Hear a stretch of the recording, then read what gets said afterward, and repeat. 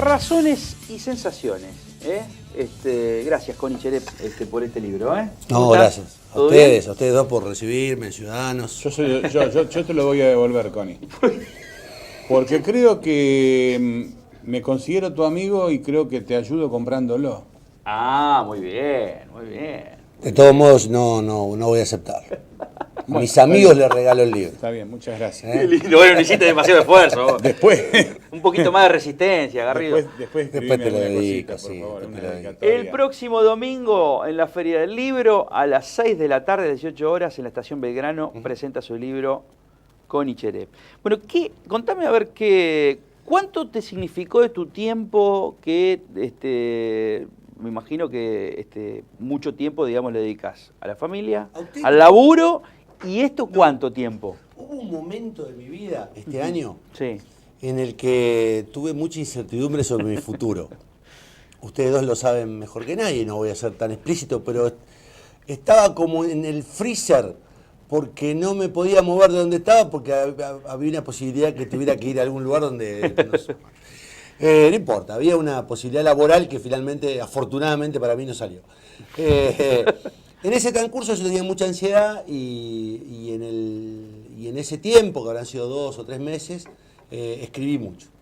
Escribí mucho y empecé a buscar textos y bueno, después nacieron las dos ideas neurálgicas del libro, que son un texto cuasi histórico, porque no tiene la categoría científica de un texto histórico, y después un ensayo sobre el periodismo, que me pareció valioso porque es una mirada impiadosa, autocrítica, desde en perspectiva, no ejerciéndolo, de las cosas que nos suceden a los periodistas de provincia. Y me parece que, digamos, son los dos textos que más tiempo me llevaron. Los otros son... Es un ensayo, entonces. Son dos ensayos. Dos ensayos. En realidad, todo el libro son todo cada uno de los capítulos. Sí, y los dos primeros son absolutamente originales y creados o escritos especialmente para el libro. Son los dos más largos, que se llevan casi el 80% del libro, ¿no? ¿Mucho de primera persona en alguno de las vivencias propias? Yo uso la primera persona para anclar los temas, pero no... Como sujeto, digamos, en el contexto histórico. ¿Nada más? ¿O contás alguna vivencia? El capítulo 1 habla del capítulo 1 que se llama Santa Fe y la Veracruz, que es de algún modo la historia de lo que uno entiende como la histórica lucha y guerra entre Santa Fe y Rosario, entre el norte y el sur. Yo tenía que anclarlos desde algún lugar de lo personal y no sé por qué razón se me ocurrió que la infancia y las vivencias en un barrio católico eran un buen modo de empezar a contarlo. Con mucho cariño yo cuento la historia del cura Duso, que fue el cura de mi barrio, un barrio que era profundamente católico, una mansión, vivía en la manzana de la iglesia de Lourdes, con todo lo que significaba eso, ¿no? Y cuento los personajes del barrio y lo que significaba no ser católico en un barrio católico. Y cómo, digamos, esa matriz te generaba cierta incomodidad, cierta marginalidad, entre comillas, que afortunadamente con el tiempo se fue subsanando.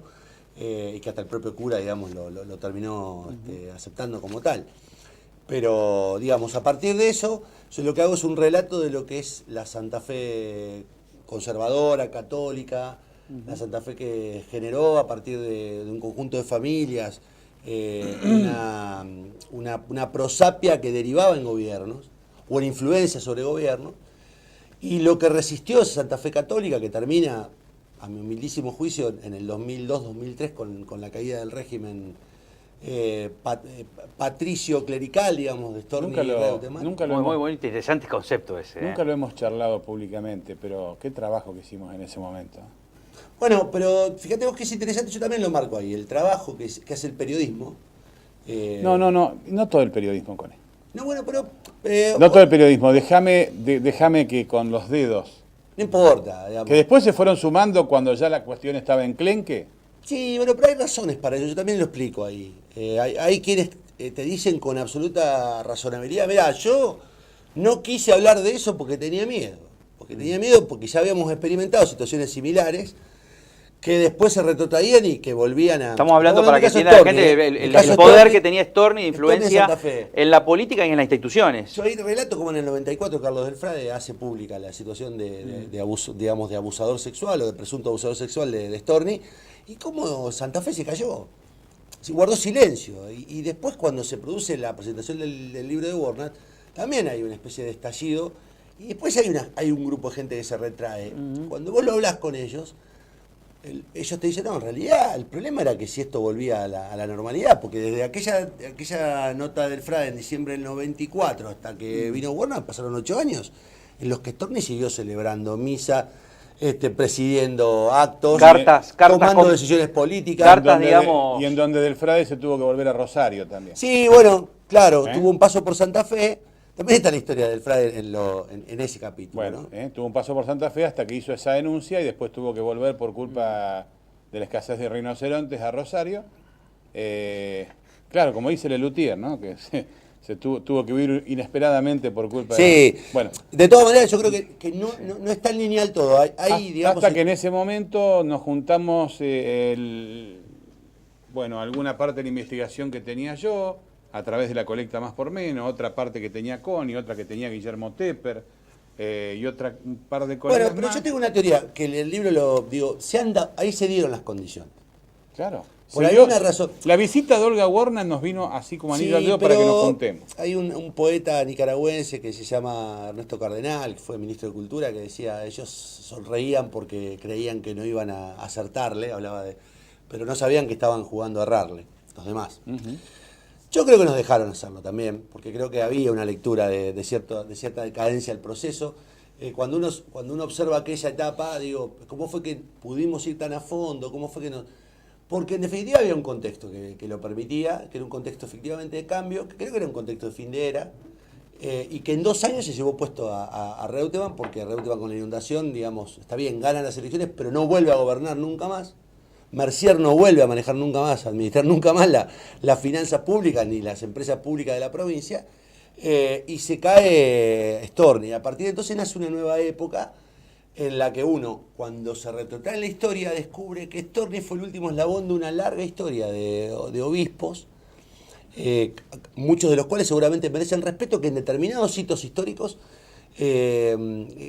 fueron la resistencia al crecimiento y a la progresía de la provincia de Santa Fe. Y yo rescato 4 puntos históricos, que son la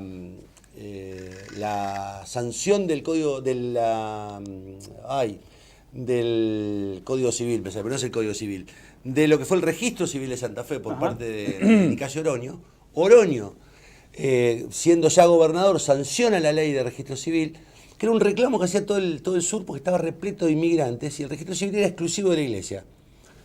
Y entonces, en aquel momento, lo que hace Oroño es, necesito darle a todos los inmigrantes la posibilidad de enterrar a sus seres queridos bajo el rito que quieran, de permitir que se casen bajo otra regla que no sea la de la Iglesia Católica, de permitir que los chicos puedan concurrir a las escuelas, porque en realidad, podían ser escuelas laicas y además no debían ser obligatoriamente católicos. Y pasa una cosa muy impresionante, que la historia lo conoce, pero que cuando uno lo repasa dice, no puede ser. Esto fue en no me quiero equivocar con la fecha, pero 1860, ponele. Hoy dijo 1821 en otro programa, es 1860. Oroño sanciona el registro civil, que lo único que hacía era permitirle a los civiles, sea cual fuere su religión, morirse y casarse y nacer bajo el amparo de la regla o lo que quisiera. Y el monseñor obispo Gelaber, se levanta en armas contra el gobierno de Oroño, y una familia, un apellido muy patrillo, que es Cabal, Mariano Cabal, es el que termina quedándose con la gobernación, derogando aquel registro civil que después, 20 años después, Argentina sanciona, y Santa Fe lo había sancionado 20 años antes y lo derogó Gelaber. Pero Gelaber levanta en armas al pueblo de Santa Fe para resistir a eso. O sea, la historia termina en Storni, no hay que transitar más esa calle. Pero yo me pregunto, una de las cosas que yo me pregunto, y siempre soñé con eso, digo, ¿cuándo va a ser la fecha en la que algún santafesino se pregunte quién fue el obispo Gelaber? Porque yo hice una cosa muy curiosa, que fue preguntarle a 20 personas si sabían quién era el obispo Gelaber. No lo saben. Como tampoco saben, o conocen muy poco, salvo los que cursamos historia institucional de Argentina, sabemos esta historia.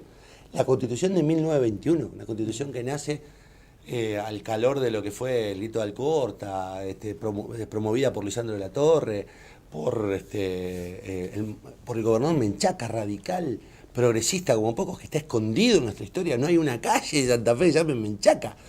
Y el tipo sancionó con Lisandro de la Torre la reforma constitucional de 1921, que fue la primera constitución de Latinoamérica que le daba el voto femenino. Después en Argentina se consagró con Eva, ¿en qué año? 1940 y... En el 49 creo que pudieron votar las mujeres. La reforma del 49 le consagra el voto. En el 51 creo que votan las mujeres. Desde el 21 hasta el 51, 30 años pasaron para que las mujeres pudieran votar. Y en Santa Fe lo habíamos conseguido con la reforma constitucional del 21. Esa constitución la terminan derogando a instancia de una militancia brutal que hizo otro obispo santafesino llamado Monseñor Boneo. Que también funda un diario para combatir lo que ellos entendían como... Digo, hay elementos en la historia de Santa Fe que nos muestran como una ciudad muy conservadora. Pero, vos hablás de justamente esta línea histórica que es atrapante. Sí. Porque realmente lo que termina, digamos, con Storni coincide justamente con el poder político de estos personajes que acabas de mencionar, con la cabeza de Reutemann. Ahora, ¿hacia dónde gira eso? Bueno... Hoy no existe esa existe. especie de conservadurismo que elige quién va a dirigir la ciudad, la provincia o lo que sea. Sí, claro que existe. Por eso también me pregunto hasta qué punto nosotros no fuimos o no funcionamos en su momento como herramientas para algo que a lo mejor se estaba pergeñando. A mí me parece una figura muy importante de Santa Fe, pero yo lo digo con respeto a esto, no lo digo en ningún momento con desdén. Tuvo mucho peso la figura de Mario Barletta. Mario Barletta fue el hombre que incorpora a la universidad a un mundo al que no pertenecía. O sea, y que le da un giro a la Universidad Litoral. De hecho, Barletta hace un acto simbólico muy fuerte que le generó algún inconveniente con otro rector, que fue haber, ¿se acuerdan? Haber conmemorado el centenario de la Universidad de Santa Fe. Sí. La Universidad de Santa Fe, digamos, no se reivindica desde el laicismo, básicamente porque los reformistas, digamos, lo que se consiguió en 1918 con la reforma universitaria fue el derrocamiento del oscurantismo. Y entre esas instituciones oscurantistas estaba la Universidad de Santa Fe. Ahí también tiene mucha importancia Luciano Molina, Nicayo Oronio, también en todo eso. Pero vuelvo al punto. Ese poder en algún lugar tiene que derramar. Aquello que cae en el 2002-2003, en algún lugar tiene que derramar. O sea, hay una resignificación de ese poder. Sí, además pasaba algo en Santa Fe que era histórico, que era que el socialismo había ganado la ciudad de Rosario, que el progresismo por primera vez en la historia, desde el gobierno yo supongo que de Molina, no tenía, digamos, no asomaba una perspectiva tan laica, tan progresista como la que amenazaba tener Hermes Wiener, por todo lo que recién decía Miguel González, por todo lo que significa, digamos, el pensamiento del Frente Progresista en términos de salud pública, de educación pública, digo, por todo lo que tiene un montón de significancia, más allá de las complicaciones que hoy tenga la gestión. Pero digo, eso en algún lugar derrama. Y hoy me parece que la realidad política está absolutamente transparentada. Me parece que hoy Santa Fe de nuevo ocupa un lugar de resistencia conservadora. Sí, está la figura claramente del intendente de Santa Fe, digamos, que está abrazado a la figura de un presidente, o sea, claramente conservador. Lo que antes lo resumía Reutemann, hoy lo puede resumir tranquilamente Corral. Seguramente con las diferencias del tiempo. Con matices.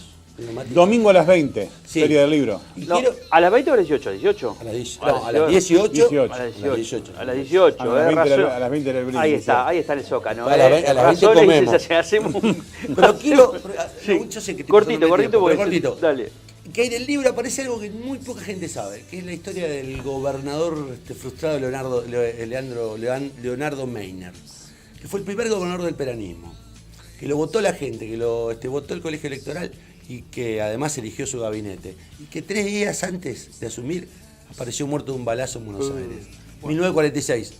Te voy a dar 1946. Sí, primer gobernador del peronismo. Mirá vos. Te voy a dar una sola característica de Meiner. No era católico.